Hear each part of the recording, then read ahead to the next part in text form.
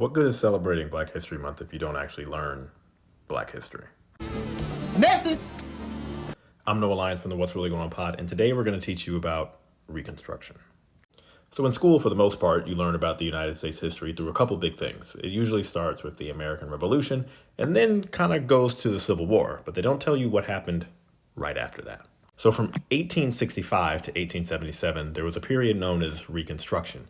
This included the Confederate States now being brought back into the Union after the Civil War, and the government and the courts now figuring out what exactly to do with the nearly 4 million freed slaves.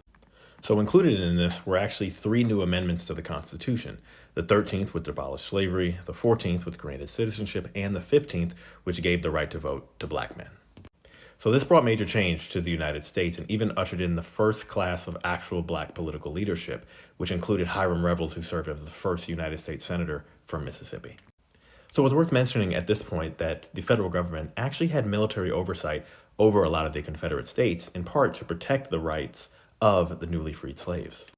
This is really important because that brings us to something that you've probably never heard of that changed U.S. history forever, the Compromise of 1877.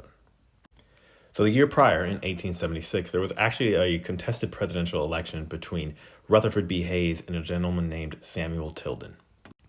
Now, Hayes, who was a Republican, was actually declared the winner of the election, but Tilden and the Southern Democrats at the time were actually filibustering and protesting the results. Sound familiar? So Democrats at the time were threatening political violence and filibustering, essentially holding up the certification of those results. Sound familiar? So what became the Compromise of 1877 was essentially Democrats allowing Rutherford B. Hayes to win that election in exchange for the removal of federal troops from throughout the South. In exchange for winning the presidency, Rutherford B. Hayes agreed to withdraw federal troops from the South. That deal gave Southern states the freedom to control their own affairs. And what followed was not freedom at all. It ushered in the era of Jim Crow and racial terror. Across the South, any progress black people had was wiped away. Reconstruction was replaced with black codes. It was replaced with convict leasing, with lynching, and with segregation. Everything that had been promised was rolled back. And what came instead was a system designed to keep us in chains without ever calling it slavery. Message.